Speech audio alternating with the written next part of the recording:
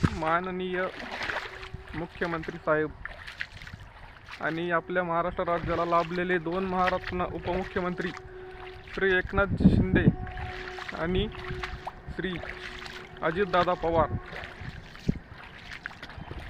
तुम्ही तुमच्या जाहीरनाम्यामध्ये सर्व काही गोष्टी सांगितलेल्या होत्या. शेतकऱ्यांचं कर्जमाफी होईल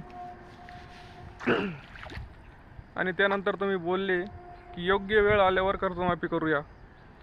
अजून कोणती योग्य वेळ यायची आहे हो तुमच्यावर? बघा, आज शेतकऱ्याची परिस्थिती काय आहे. हे माझं शेत आहे आणि याच्यात कांद्याचा रोप आहे, पूर्ण पाण्याखाली आहे. ही माझीच नाही तर महाराष्ट्रामधल्या पूर्ण शेतकऱ्यांची आजची परिस्थिती आहे. आणि तुम्ही अजून तुमची समिती स्थापन करताय, त्याच्यावर निर्णय घेताय. अजून काय विचारपूर्वक निर्णय घ्यायचा आहे तुम्हाला?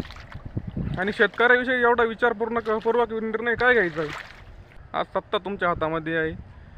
महाराष्ट्र राज्याची सत्ताधारी तुम्ही आहे आणि शेतकऱ्यांचे मायबाप पण तुम्हीच आहे असं समजू शकतात. तुम्ही जर ठरवलं तर शेतकऱ्याचं पूर्ण कर्जमाफी करू शकतात आजच्या आज.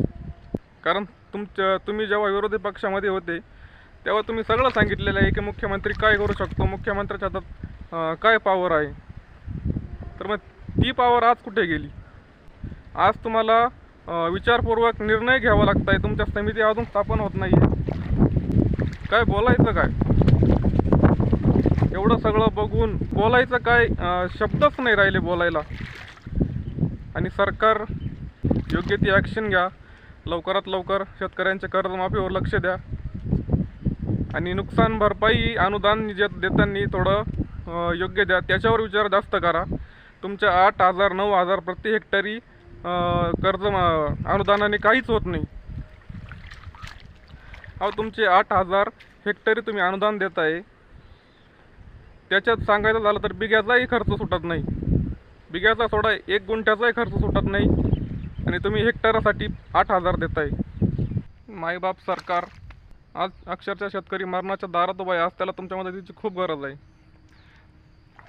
तुम्ही अशा परिस्थितीमधून आज शेतकऱ्याला लवकरात लवकर बाहेर काढा. योग्य ते निर्णय लवकर घ्या. धन्यवाद.